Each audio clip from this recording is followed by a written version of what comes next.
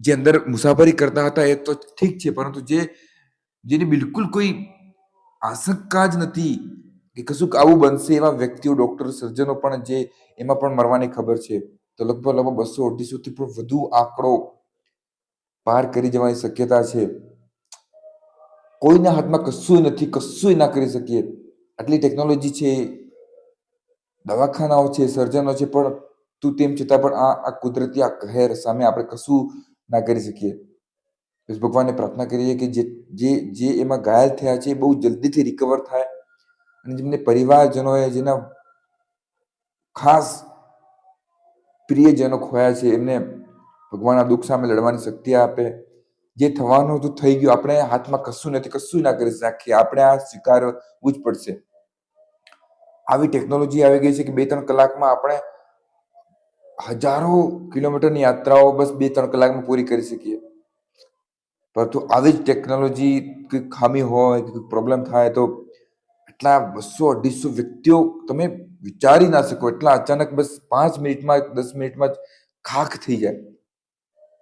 આવી ટેકનોલોજી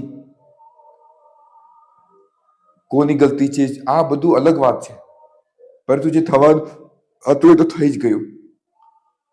આપણે તો દૂરથી વિડીયો જોઈએ, ફોટા જોઈએ, પરંતુ જે લોકોને પોતાના પરિજનો હાલ 10 મિનિટ પહેલા વાત કરી હશે, 10 મિનિટ પહેલા એરપોર્ટ છોડ્યા હશે ને અડધા કલાક પછી આવી ખબર સામે આવે, એ વ્યક્તિઓને દુઃખનું આપણે કલ્પના પણ ના કરી શકીએ. આપણા ગુજરાતના પૂર્વ મુખ્યમંત્રી વિજય રૂપાણી પણ એમાં હતા. લંડનમાં એમનો પરિવાર તો મળવા માટે જતા હતા. બધા જ ભારતનું ભવિષ્ય, સમાજનું ભવિષ્ય, નાતના લોકો આખા ભારતનો માટે બહુ કિંમતી કહેવાય. પરંતુ આપણે શું કરી શકીએ? કશું ના કરી શકીએ. કશું શબ્દ નથી કહેવા માટે, પરંતુ એક વાતને ખબર પડે કે એક પલ પછી પણ શું થાય, કશું કહેવાય નહીં, કશું ખબર ના પડે. આ ભગવાનના જીવન આપ્યું છે, આપણે કશું ના કરી શકીએ. જ્યારે જે થવાનું હોય થઈ જ જાય બસ. એટલે કોઈકને જોડે ઝઘડો કરીએ કે કોઈ હું નાનો છું, પેલો મોટો છે, એકબીજાને નુકસાન કરવાની કોશિશ કરીએ, એકબીજાને મતલબ નીચો દેખાડવાની કોશિશ કરીએ.